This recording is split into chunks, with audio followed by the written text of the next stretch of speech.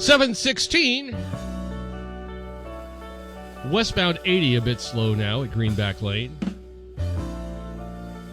I-5 coming in from the north looking pretty good right now, moving along mostly at the speed limit.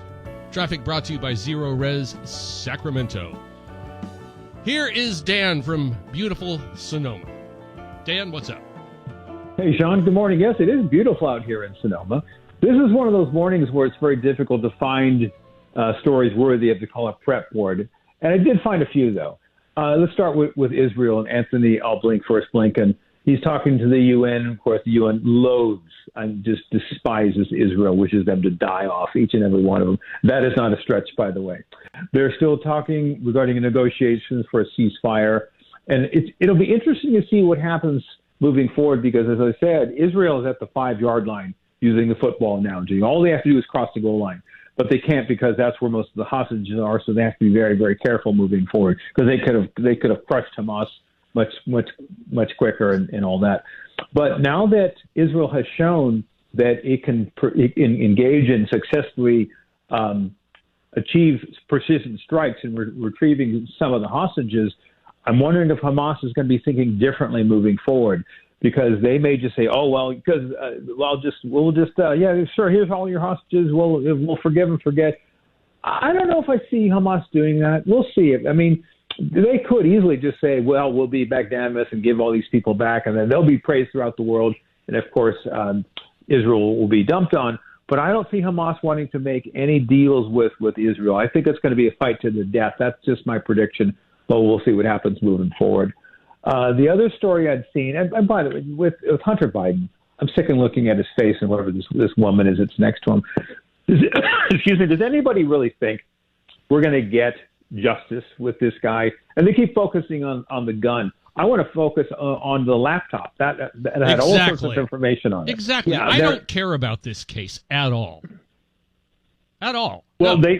They should be focusing in on the conspiracy, and it is a major conspiracy and breach of security. It's like when they grabbed Al Capone for tax evasion. Yeah, right. Whatever.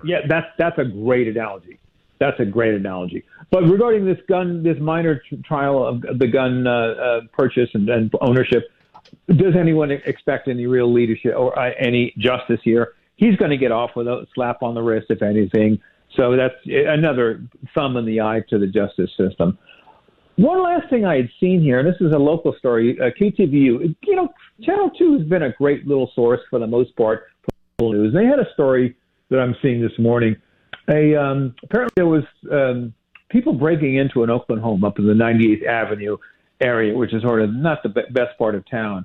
And apparently the homeowner shot and killed the intruder? The break-in. The intruder, yes, absolutely. So apparently they were trying to break in, steal, whatever, and then this homeowner shoots and kills the suspect. The perp. Now, there's no mention of the name or anything of who's in charge here, but this is what you have to do to survive, especially in Oakland. You've got to take the law into your own hands. Now, I'm curious if... Isn't it still acceptable if somebody invades your home, it's okay to use deadly force if they come into your house? According to the letter of the law, that is correct. However, again, the law, throw the law out the window. I'm wondering if there's going to be some sort of charges or retribution against, because most likely, I'm just suspecting, these are black men that tried to break into the home. I could be wrong about that. But if he shoots and kills someone, is he now going to be facing? I'm assuming it's a he. Is he going to be facing charges for defending his home? I mean, this is how ugly it has become here.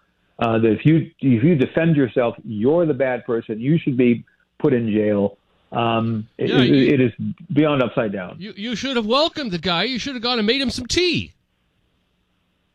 Well, you know what? You should have tried to use your words and reason with him, like these new stupid counselors are, instead of taking using the police to do what they're supposed to do and sometimes rough up people. Which you need to do that. They want to send a counselor and talk to the person. Are you having a bad day? What can we do to help you? That's probably what we ask of these homeowners moving forward. Never mind the guy that is having his house broken into. He's the one having the bad day. Yikes. Yeah. Dan, things are still backwards in this day and age.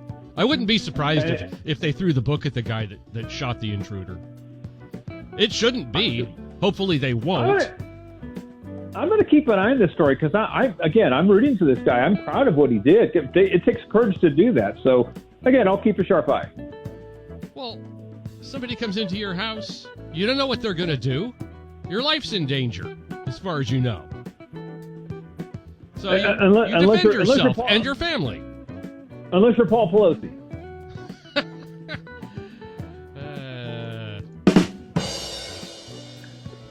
You're here all night and all week. I'm here all week, guys. Here all week. Thank you, sir. I'll talk to you tomorrow. You have a splendid day. That is Dan in Sonoma. It is 7:22. Sunny and 102 this afternoon, 66 right now.